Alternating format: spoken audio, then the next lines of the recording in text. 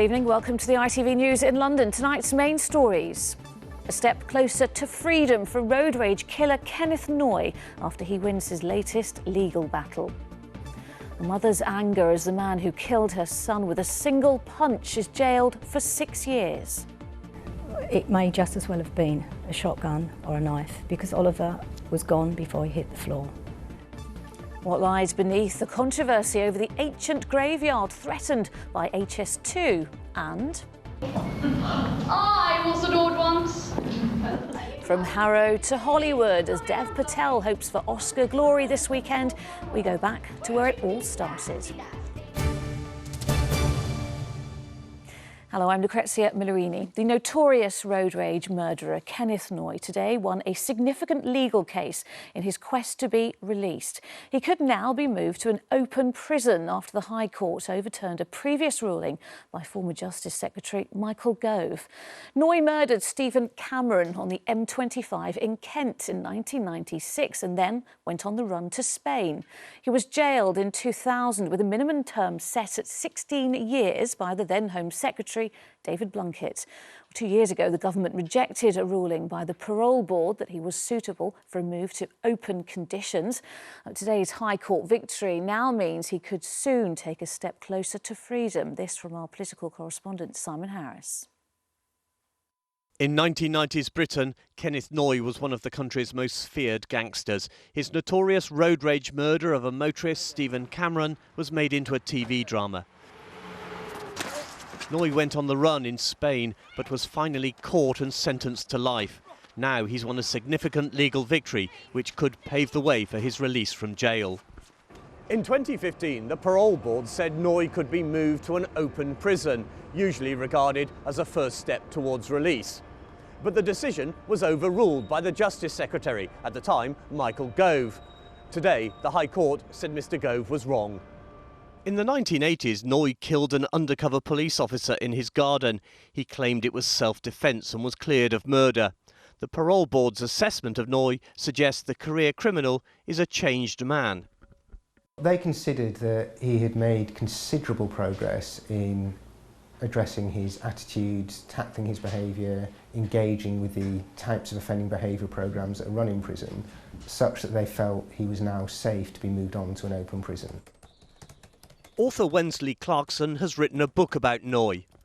He's a professional criminal. The crime he committed was appalling, we all know that. But I'm sure in his mind, although he committed a very serious crime, a lot of people have been released from prison who've committed similar crimes. And I guess that's probably why he's pushed so hard. It's now 21 years since the killing of Stephen Cameron on the M25 at Swanley. His mother Tony, who died last year, always hoped Noy would never be freed. Life should mean life. Our son's been murdered. He hasn't got a life. Detectives want to talk to Kenneth Noy about several matters. Veteran correspondent Phil Bales reported on the murder of Stephen Cameron for ITV. The youngest victim is the one that I always think of the most. That's Danielle Cable, 17 years old. She saw the attack. Her fiancé died in her arms and she gave evidence against Kenneth Noy. She did say that she would always fear that he would come after her. She had to take on a new identity. We don't know where she lives now. The current Justice Secretary, Liz Truss, will now decide if Noy should get his wish and move to an open jail. So Simon, how close is Kenneth Noy to being freed? When Noy was jailed in 2000, he was told his life sentence would mean at least 16 years in prison. Well, that tariff expires in July, which means his case will automatically go before the parole board this year. If he really has changed, really has embraced programmes to tackle his behaviour and goes on to prove he is trustworthy in an open prison, it's entirely possible the parole board could recommend he is freed sometime this year. But of course, the Justice Secretary is a politician. She must also weigh up public opinion. But today's case is a reminder that when politicians intervene in the judicial process, they must have a watertight case. All right, Simon, thank you. Next tonight, the heartbroken mother of former banker Oliver Dearlove says living without him is the stuff nightmares are made of. Trevor Timon is tonight beginning a 6-year jail term for killing him with a single punch in Blackheath last August. Our senior correspondent Ronke Phillips spoke to the family. We felt that he was going to wake up, didn't we? He looked like he was going to wake up. Because his injuries were inside. He had a slight graze where he fell. But he just looked so peaceful, didn't he? Yeah, he did. And he did look like an angel. He did.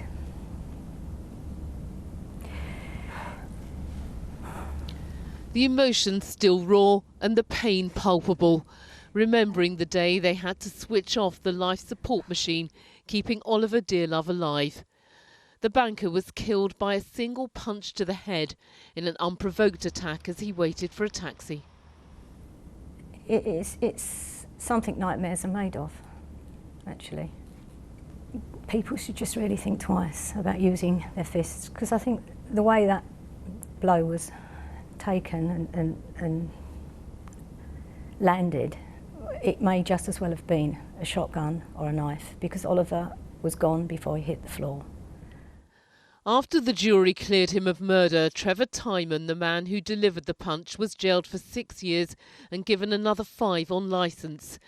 He'd admitted manslaughter and expressed regret in a letter to the court, but the victim's family questioned how remorseful he actually is, given he left the scene and fled to Ireland before handing himself in to police. The fact that Ollie was on the floor, motionless, you know, he should have helped, really. But instead, he made the decision to walk away. The jury was told about Timon's violent background, which included brandishing a golf club at a bus driver, having to be restrained by a relative as he shouted and swore, and punching a woman in the face. His background proved what type of person he is, really. I'm glad that the court allowed that to be read out. Oliver Dearlove's family and loved ones are satisfied his killer is behind bars, but while Timon will be out in 6 years, they say their sentence is for life. He's always in the forefront of my mind.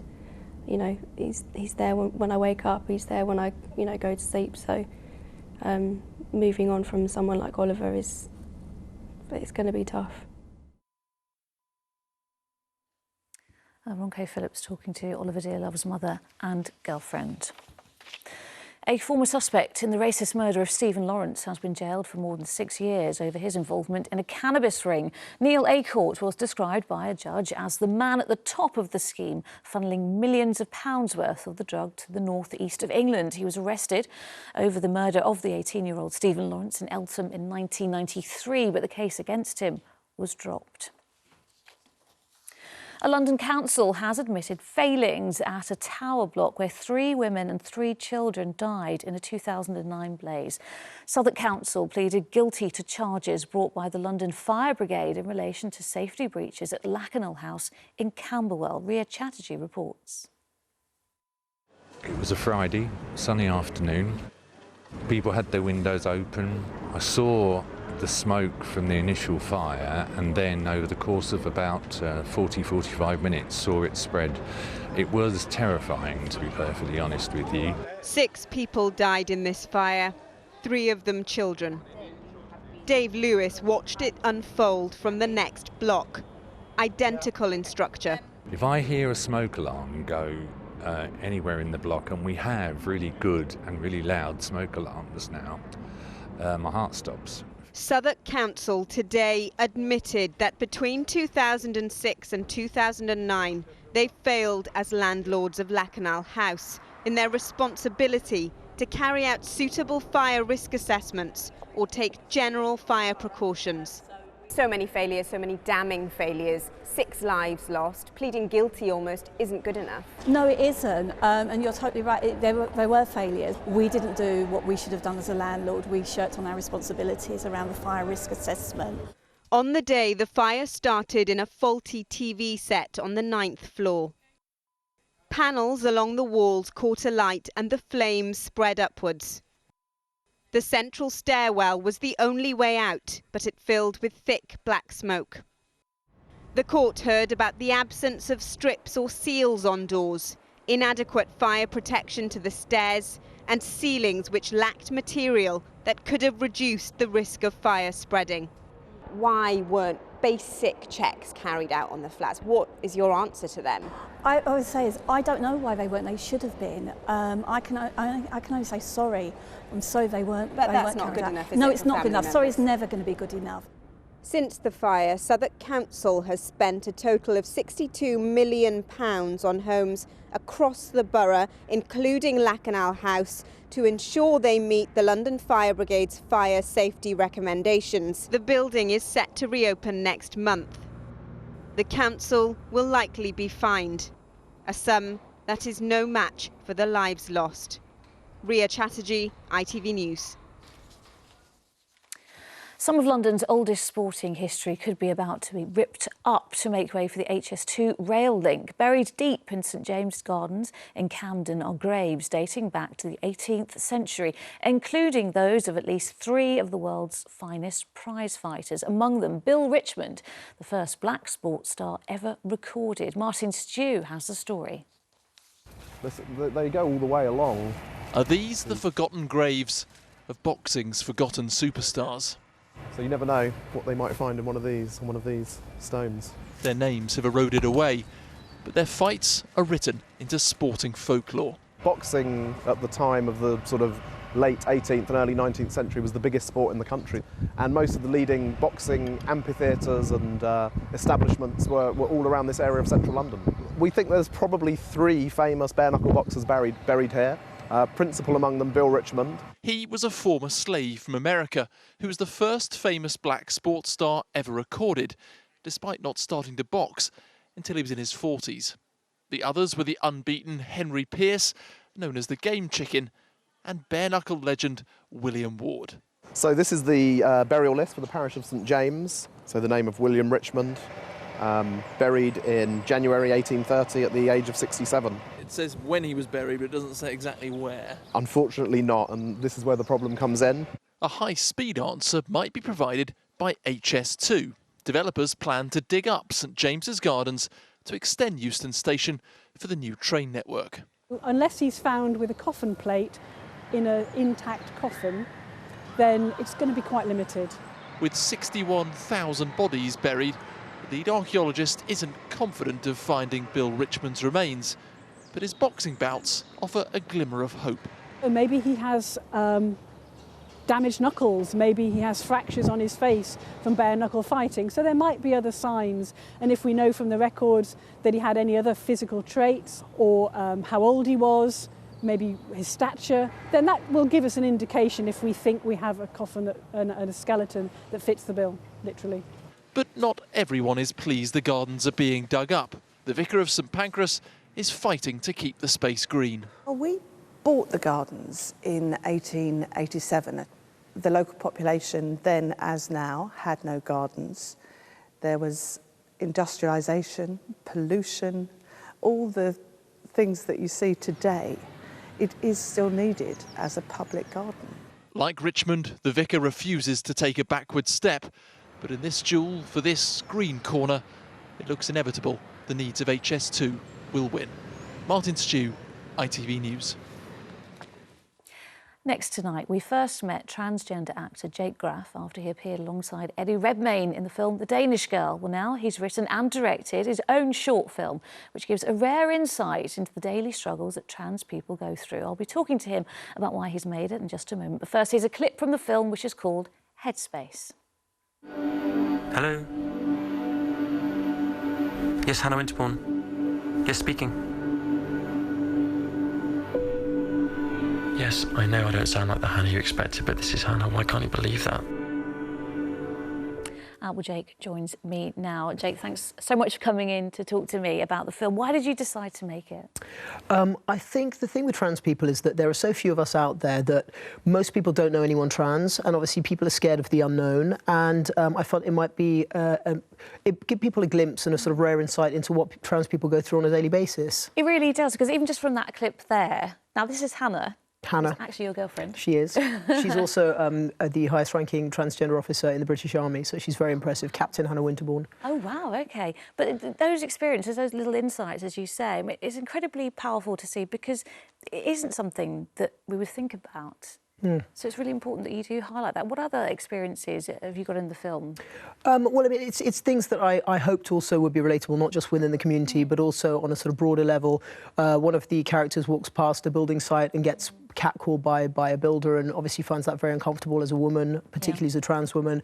There's going for an intimate checkup at the doctor, just changing in the gym changing room, walking into a public toilet and finding that one of the cubicles is out of order, and if you're a trans man, that obviously leaves you in a very difficult position. So it was things that I hoped might resonate on a broader frame, but also, you know, as I say, just to sort of show what we go through day to day. What's the reaction been like from the community? It's been amazing. I mean, not just from the trans community, but far and beyond. We've had, you know, 2 million views, which has been great, but so far it's been translated into Spanish and Czech and French and Italian, and people keep sending me these videos and saying, do you mind that we've done this? And it's apparently also being used to teach, and professors from across the world are saying, I've just shown this to my class. So I think it's been amazing, absolutely overwhelming. And very briefly, Jake, we talk about it now a lot more than we did even just a couple of years ago, but there still needs to be a lot more that's done and a change in attitude. Absolutely. I mean, I'm lucky enough to be patron for the Mermaids charity, which works with transgender children and their families, and the stories that comes from them, and the fact that these children are still often being bullied at school,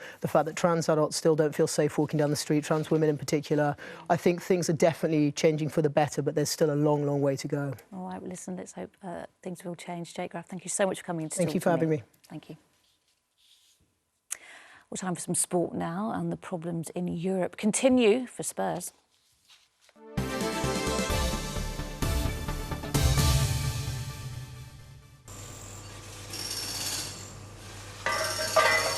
Need an early retirement, mate? Selco, sponsoring ITV London Sports Report. It was a disastrous evening for Tottenham's England stars in their Europa League match against Ghent. Harry Kane's own goal in the first half gave the Belgian side an away goal at Wembley. And then Dele Alli was shown a straight red card for this horror tackle. And Eric Dyer was caught out as Ghent scored their second goal. The game finished 2-2, a result which put Spurs out of the tournament. And Lizzie Arnold lies in 4th place after the first day of the World Skeleton Championships in Germany.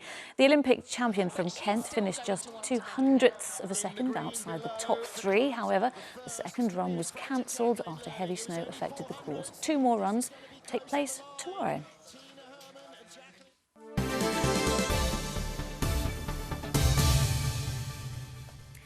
The ITV News continues with the national and international stories at 6:30. Here's a look at what's happening with Charlene White.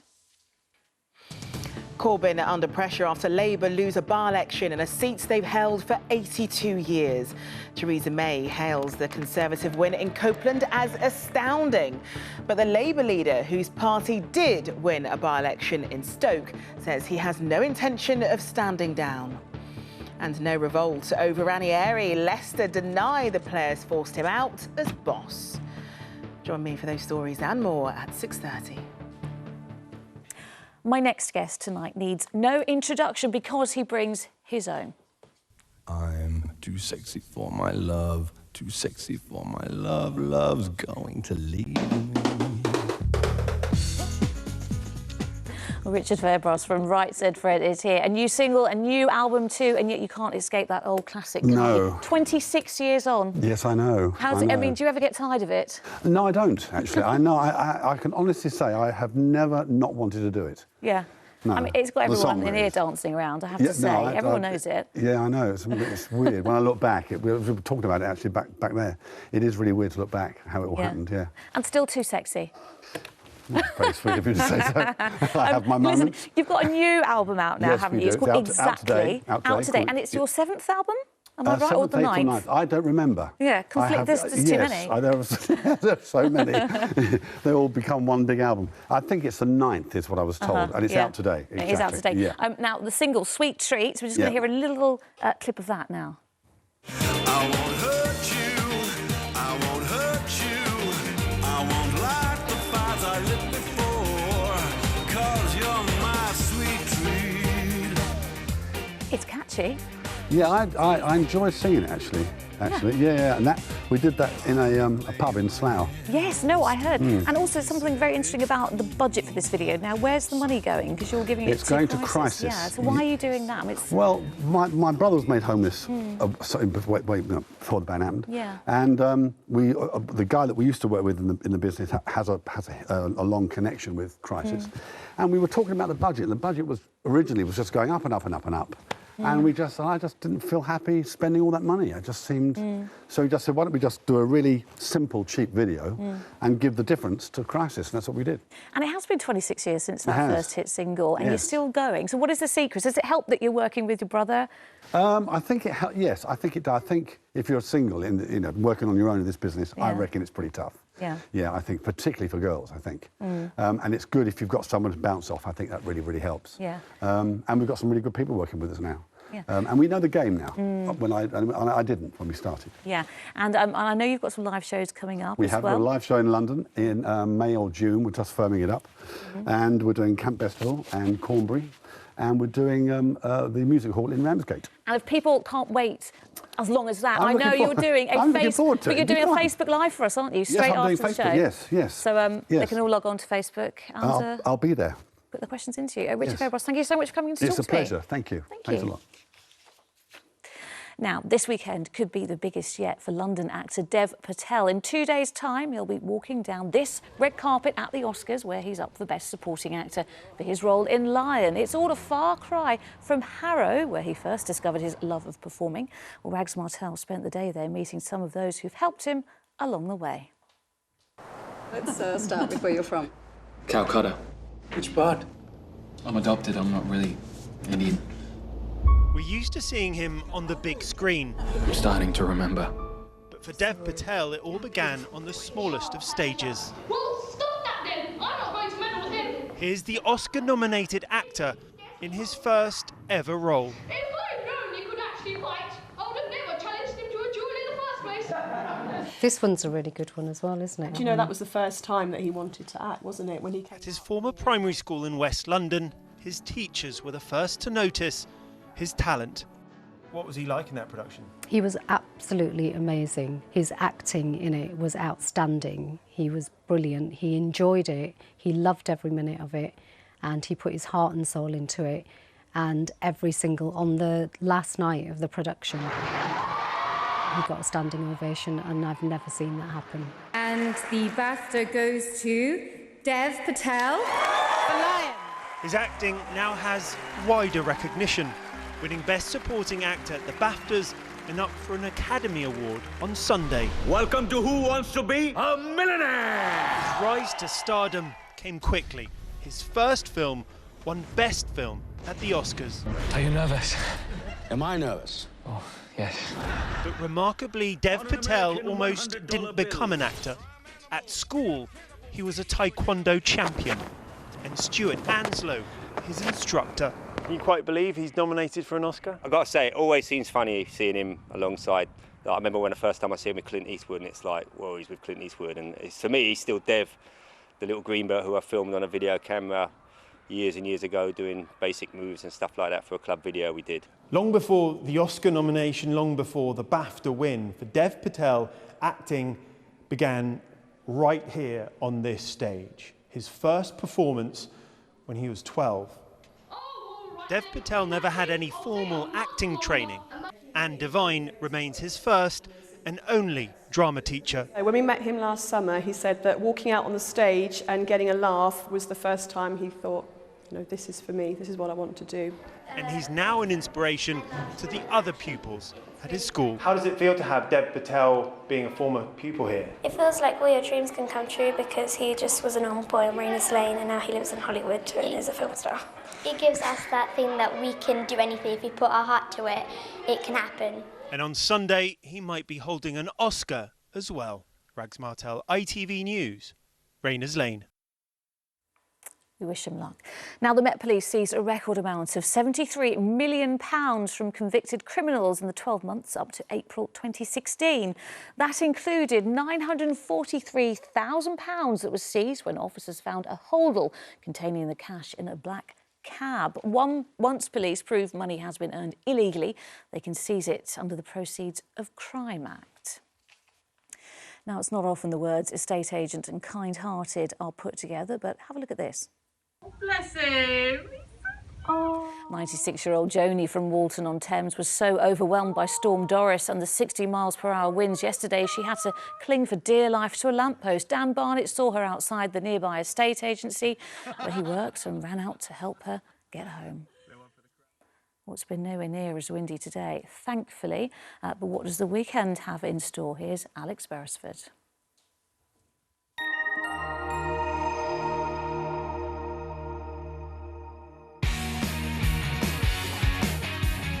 London Weekend Weather, sponsored by dsat, the ski rental network. Hello, it has been very fine today, but the weather is going back downhill this weekend. Fear not, it won't be anywhere near as bad as what we had yesterday when Storm Doris was passing overhead. But there will be more rain in the forecast and it's going to be breezy at times, but those winds nowhere near as strong as what we had through the daytime yesterday. As for Doris, she's well and truly clear, but we are going to see our weather fronts all coming in off the Atlantic, so there'll be further rain at times. The rain will be light and patchy in nature, though, by the time it reaches us across the capital. And tonight, it is going to be clouding over, a sign of things coming. Across northern parts, we'll actually see some light and patchy rain. Nothing really to worry about. The further south you are, it'll be dry, and our temperatures won't be as cold as what they were last night. So on into the weekend, it's a cloudy grey start. There'll be further rain coming through at times, but as I say, it is more patchy in nature and it shouldn't be too heavy. But do keep the brolly handy. Temperature-wise, more like average for the time of year, 9 to 11 degrees Celsius. Looking further ahead, on Sunday it's going to be cloudy. There is a possibility of further rain as well. Monday and Tuesday it's going to be showery, but at least there'll be some bright spells. Have a great weekend. London Weekend Weather, sponsored by dsat, the ski rental network. Finally, from wild weather to the Brits, plus an unusual story about some bees with an extraordinary talent. There are plenty more stories on our website. Here's Chris Howes with In Case You Missed It.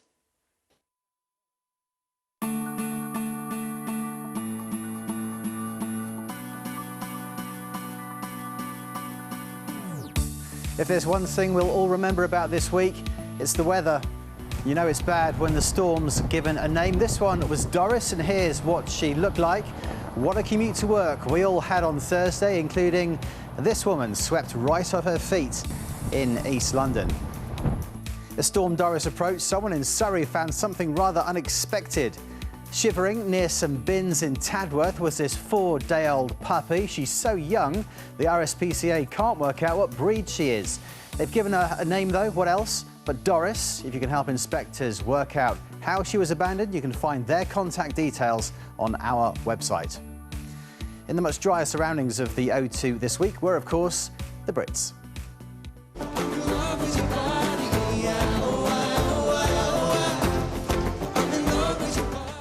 Last year, the event was criticised for overlooking black artists, but they've changed judging panels and the results were obvious in the nominations. And while comeback star Craig David missed out in the British male solo artist category, he still agreed to give us a quick performance on the red carpet on our Facebook page. I ain't felt nothing like this, like this. I ain't felt nothing like this, like this. I ain't felt nothing like this, like this. No, we ain't felt nothing quite like this. Finally, what's clearly been a very varied week online. Here's a bee being taught to play football. And no, not just playing football, but teaching other bees how to play football and even score some goals. It was all part of a test set up by a team at Queen Mary University of London. It does, of course, beg the question, why would you want to teach a bee to play football? Good question. You can find out by going to our Facebook page. Just search on there for ITV London. We're also on Twitter and Instagram. And if you've got a story, you can contact us at itvlondon.com. Thanks, Chris. And that's it. We are back with the latest after ITV News at 10. Coming up, Charlene White with the ITV Evening News. But from me and the rest of the London team, bye-bye.